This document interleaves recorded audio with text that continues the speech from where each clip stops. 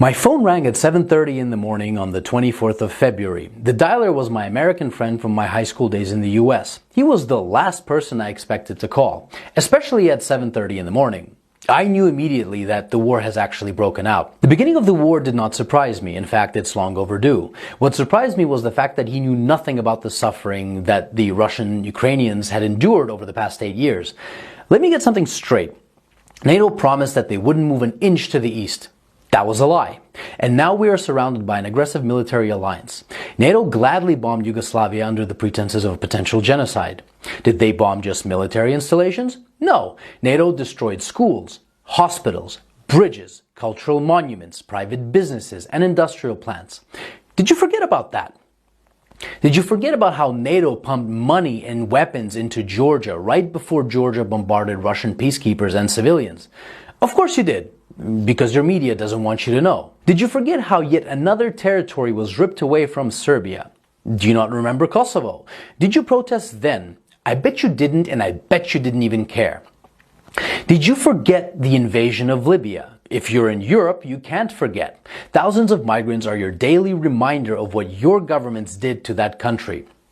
Did you protest the illegal invasion of Syria by Turkey and the US? I bet you didn't. Do you care about Saudi Arabia starving Yemen? I bet you don't. Do you care, or did you care, about the illegal invasion of Iraq and Afghanistan under false pretenses? What, they aren't people to you? Why haven't you been vocal against the murder of children and civilians at Iraqi and Afghani weddings by American bombardment? Ah, that's right. They're brown people. They're probably worth less to you. Where were your crocodile tears when Kiev started bombarding Ukrainian Russians in the east simply for doing the exact same thing as the Ukrainians did in the west, was to get rid of a corrupt government? Where were your crocodile tears when Kiev shut off electricity and water to Crimea? Where was your Save the Ukrainian People when 48 civilian anti-Maidan Ukrainian protesters were rounded into a Union trade house and burned alive whilst those who tried to escape the fiery hell were beaten and shot? Do you by any chance know who the Madonna of Gorlovka is? Do you know what the Alley of Angels memorial is? Let me give you a hint. People engraved into that memorial aren't alive and they are not adults. Did you shed even one digital virtue signaling tear when the children at the children's beach in Zagreb were purposefully bombed by the Ukrainian military using illegal cluster bombs? I bet you didn't. But that's okay. How would you? Your mainstream media keeps you in the dark. For 8 years, the US and its allies have been pumping billions of dollars worth of lethal weapons into Ukraine.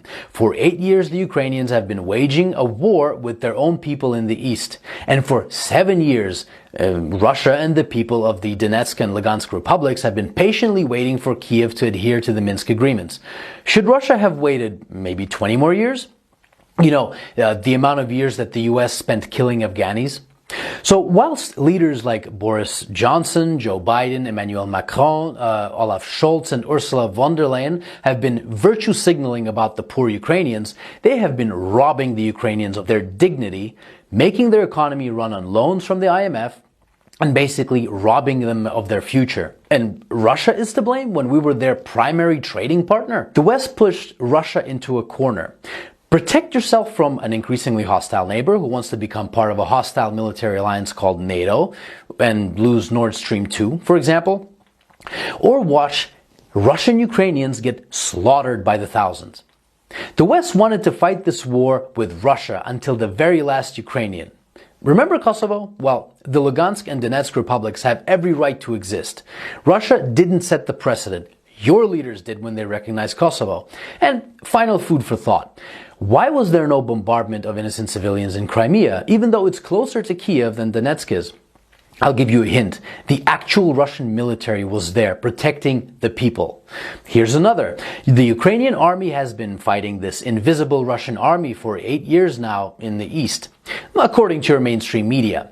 Why then did the Ukrainian army collapse within 24 hours when fighting the actual Russian military? And since it did, what do you think your tax dollars were doing in Ukraine? That's right. Your tax dollars were used by Ukrainians in the West to kill Ukrainians in the East, and you didn't give a flying fuck about it. So if you haven't been following this conflict from day one and now you put the blue and yellow flag on your photo, wipe away your crocodile tears, please, and find out why your governments have been supporting those who have made a Nazi criminal, Stepan Bandera, their national war hero. Don't expect a good result from pushing a bear and the dragon into a corner. And definitely don't be surprised when that bear and that dragon begin pushing back. So if you haven't been crying for the collectively millions of dead Iraqis, Afghanis, Syrians, Libyans, Yugoslavians, and East Ukrainians these past 20 years, but you're crying crocodile tears for Ukrainian military installations, wipe them away and think about what your governments have been doing and what they're still doing. And I hope that this 8-year story of a war started by a criminal Ukrainian government against its own people can finally come to an end, and Ukrainians and Russians can finally live in peace.